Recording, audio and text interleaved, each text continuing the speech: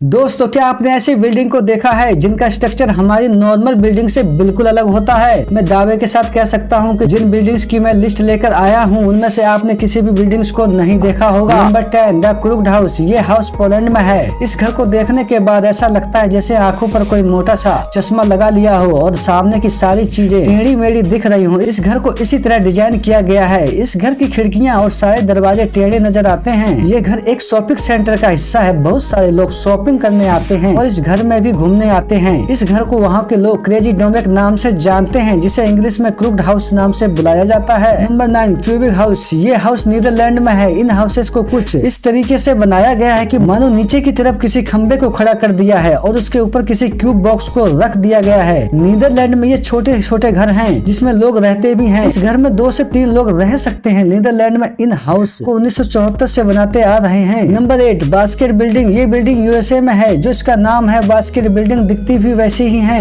इस बिल्डिंग को एक बास्केट की तरह ही बनाया गया है। इस बिल्डिंग में टोटल 7 फ्लोर हैं। इस बिल्डिंग को 1997 में बनाकर कंप्लीट कर दिया गया था। वैसे हर बास्केट का वजन होता है, तो इस बास्केट का भी एक वजन है जो कि है 150 टन। इस बिल्डिंग में बहुत सारे फैमिली रहते हैं। नंबर 7 में आता है स्टोन हाउस। ये हाउस पुर्तगाल में होते हैं। इन हाउस को पत्थर को काट कर बनाए जाते हैं। इस घर में पत्थर, कंक्रीट और बालू का प्रयोग भी होता है। इस घर में छत, खिड़की, सारी चीजें भी होती हैं। लोग इन घरों में रहने के लिए बहुत दूर दूर से आते हैं। पुर्तगाल में ये घर ज्यादातर पहाड़ों पर ही होते हैं। Number 6 Kansas City library. ये लाइब्रेरी यूएसए में है और इस लाइब्रेरी को कुछ इस तरह से बनाया गया है जैसे बुक्स को एक जगह रख दिया गया हो और उसके अंदर किसी बिल्डिंग को बनाया गया है। ये लाइब्रेरी एक पब्लिक लाइब्रेरी है। इस लाइब्रेरी को 1973 में बनाया गया था। ये यूएसए की सबसे ओल्ड और सबसे बड़ी लाइब्रेरी है। नंबर 5 हैबिटेल 67। ये बिल्डिंग कनाडा में है। ये पूरी बिल्डिंग देखने के बाद आपको लग रहा होगा कि ये किस तरह की बिल्डिंग है, न सीधी न टेढ़ी, बस एक के ऊपर एक घर रखा हुआ है। इस पूरी बिल्डिंग में टोटल 12 फ्लोर है। इस पूरी बिल्डिंग में टोटल 158 रूम्स है। इस बिल्डिंग को पूरे साल में बहुत सारे लोग देखने आते हैं। नंबर 4 पे आता है साइबर टेक्चर एग। ये बिल्डिंग हमारे इंडिया में मुंबई में है। इस बिल्डिंग को एक अंडे की तरह डिजाइन किया गया है जिसमें टोटल 14 फ्लोर्स होंगे।